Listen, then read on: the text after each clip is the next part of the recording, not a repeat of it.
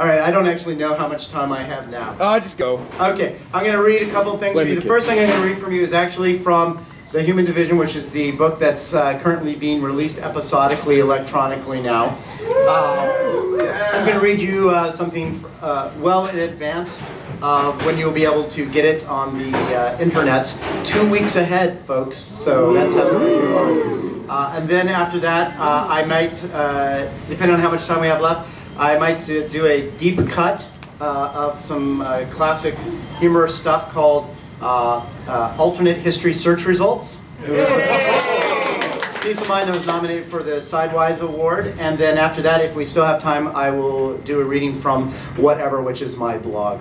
Now, for the Human Division here, as many of you know, the idea is that the book is being released one episode at a time a week, and the main characters in this are a guy named Harry Wilson, who is an old man of war and the Ghost Brigades, and his trusty diplomatic sidekick, whose name is Hart Schmidt. And they're basically going from alien planet to alien planet, having adventures, trying to solve things through diplomacy, sometimes succeeding, sometimes failing. Now I'm going to read you from episode 7, which is called The Dog King. And what you need to know ahead of time for this is that they have landed on a planet that has been in a 200-year civil war.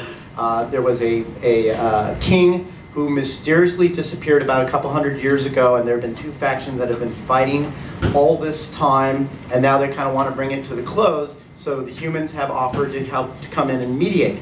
The main ambassador for this is kind of a cranky woman who has a small, like a Shih Tzu, named Tuffy, and Harry Wilson's job, his sole job for this entire diplomatic thing, is to walk the dog around the royal garden and just make sure that during the negotiations the dog is kept active and happy and walking and occasionally pees and stuff like that. All he has to do is keep the dog occupied and alive.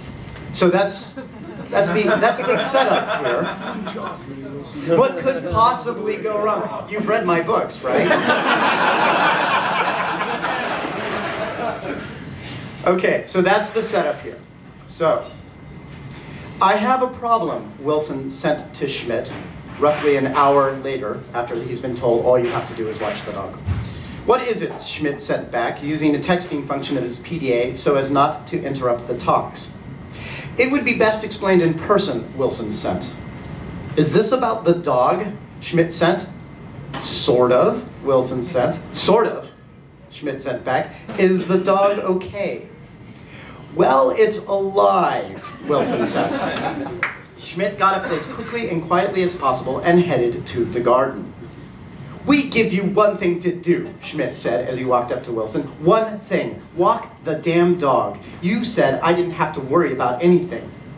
Wilson held up his hands. This is not my fault, he said. I swear to God. Schmidt looked around. Where's the dog? He's here, Wilson said. Kind of. What does that even mean? Schmidt said. From somewhere came a muffled bark. Schmidt looked around. I hear the dog, he said, but I can't see it. The bark repeated, followed by several more.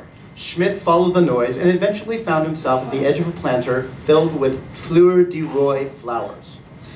Schmidt looked over to Wilson. All right, I give up. Where is it? Another bark.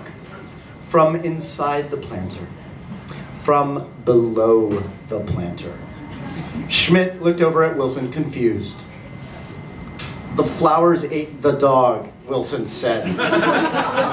What? Schmidt said. I swear to God, Wilson said. 1 second, Tuffy was standing in the planter, peeing on the flowers. The next, the soil below him opened up, and something pulled him under. What pulled him under? Schmidt asked. How do I know, Hart? Wilson said, exasperated. I'm not a botanist. I went over and looked, and there was a thing underneath the dirt. The flowers were sprouting up from it. They're a part of it. Schmidt leaned over the planter for a look. The dirt in the planter had been flung about, and below it he could see a large, fibrous bulge from a meter-long seam running across its top surface. Another bark. from inside the bulge. Holy shit, Schmidt said. I know, Wilson said. It's like a Venus flytrap or something, Schmidt said. This is not a good thing for the dog, Wilson pointed out. What do we do? Schmidt asked, looking at Wilson. I don't know, Wilson said. That's why I called you in the first place, Hart. The dog barked again. We can't just leave him down there, Schmidt said. I agree, Wilson said. I am open to suggestion. Schmidt thought about it for a moment, then abruptly took off in the direction of the entrance to the garden. Wilson watched him go, confused. Schmidt emerged a couple of minutes later with an Icolo, that's the aliens, dusty and garbed in items that were caked with dirt. This is the garden groundskeeper, Schmidt said. Talk to him. You're going to have to translate for me, Wilson said. My brain pal can translate what he says to me, but I can't speak in his language. Hold on, Schmidt said. He pulled out his PDA and accessed the translation program, then handed it to Wilson. Just talk. It'll take care of the rest. Hi, Wilson said to the groundskeeper. The PDA chittered out something in the Icolo language. Hello, said the groundskeeper, then looked over to the planter that had swallowed the dog. What have you done with my planter? Well, see, here's the thing, Wilson said. I didn't do anything to the planter. The planter, on the other hand, ate my dog. Oh, you're talking about that small, noisy creature the human ambassador brought with it, the groundskeeper asked. Yes, that's it, Wilson said. It went into the planter to relieve itself, and the next thing I know, it had been swallowed whole. Well, of course it was, the groundskeeper said. What did you expect? I didn't expect anything, Wilson said. No one told me there was a dog-eating plant here in the garden. The groundskeeper looked at Wilson and Schmidt. No one told you about the king's flower? The only thing I know about it is that it's a colony plant, Wilson said. Most of it exists under the dirt and that the flowers are the visible part. The thing about it being carnivorous, that's new to me. The flowers are a lure, the groundskeeper said. In the wild, a woodland creature will be drawn in by the flowers, and while it's grazing, it will get pulled under. Right, that's what happened to the dog, Wilson said. There's a digestion chamber underneath the flowers, the groundskeeper said. It's big enough for a large-sized animal that won't climb out. Eventually, one or two things happens. Either the creature starves and dies, or asphyxiates and dies. Then the plant digests it, and the nutrients go to feed the entire colony. So how long does that take, Schmidt asked. Oh, about 3 or 4 days, the groundskeeper said, and then pointed to the planter. This particular king's flower has been in the garden since before the disappeared king. We usually feed it a carn every 10 days or so. Tomorrow is a feeding day, and it was getting a little hungry. That's why it ate your little creature. I wish someone had told me about this earlier, Wilson said. The groundskeeper gave the Icolo equivalent of a shrug. We thought you knew. I was wondering why you were letting your, what do you call it, a dog? Wilson nodded. Why you were letting your dog wander along the king's flowers, but we were informed ahead of time to allow the creature free rein of the garden. So I decided it was not my problem. Even though you knew the dog could get eaten, Wilson said. Maybe you wanted the dog to get eaten, the groundskeeper said. It's entirely possible you brought the dog as a treat for the king's flower for a diplomatic gesture. I don't know. All I do is tend to the plants. Well, assuming that we didn't want the dog to get eaten, how do we get it back? I have no idea, the groundskeeper said. No one has ever asked that question before. Wilson glanced over to Schmidt, who offered up a helpless gesture with his hands. Let me put it this way, Wilson said. Do you have any objection to me trying to retrieve the dog? How are you going to do that? The groundskeeper wanted to know. Go in the same way the dog did, Wilson said, and hopefully come back out the same way. Interesting, the groundskeeper said. I'll go get some rope.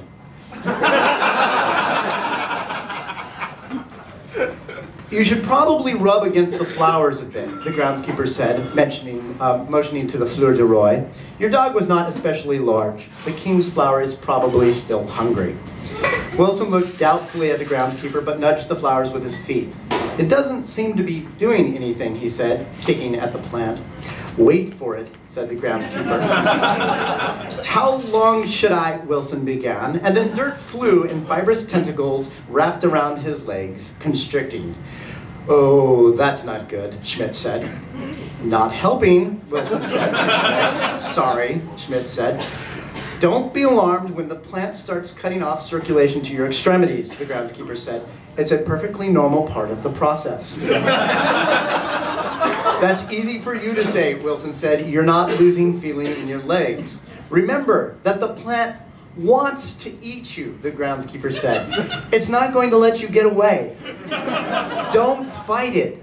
Let yourself be eaten." "Don't take this the wrong way, but I'm finding your advice to be less than 100% helpful," Wilson said to the groundskeeper.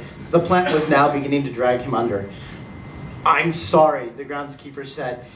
"Usually the carn we feed to the king's flower are already dead. I never get to see anything live fed to this.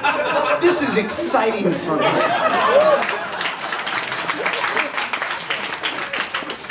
Wilson fought hard not to roll his eyes. "I'm glad you're enjoying the show," he said. "Will you hand me that rope now, please?" "What?" the groundskeeper said, then remembered what he held in his hands. "Oh, right, sorry." He handed one end of the rope to Wilson, who quickly tied it to himself in a mountain climber hold. Schmidt took the other end from the groundskeeper. "Don't lose your grip," Wilson said, who was now up to his groin in plant. "I don't want to be fully digested." "You'll be fine," Schmidt said encouragingly. "Next time it's your turn," Wilson said. "I'll pass," Schmidt said. More tentacles shot up, roping around Wilson's shoulder and head. "Okay, I'm officially not liking this anymore," he said. "Is it painful?" the groundskeeper asked. "I am asking for science."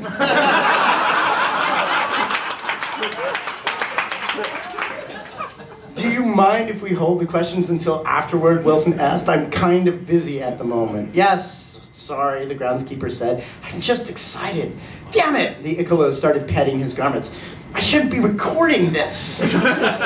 Wilson glanced over to Schmidt, looking as exasperated as he could under the circumstances. Schmidt shrugged. It had been a strange day. "This is it," Wilson said, only his head was above the surface now. Between the tentacles constricting and dragging him down, and the pulsing peristaltic motion of the fleur de roi plant sucking him down into the ground, he was reasonably sure he was going to have post-traumatic flashbacks for months. "Hold your breath," the groundskeeper said. "Why?" Wilson wanted to know. "It couldn't hurt," the groundskeeper said. Wilson was going to make a sarcastic reply to that, but then realized that, in fact, it couldn't hurt. He took a deep breath. The plant sucked him fully under.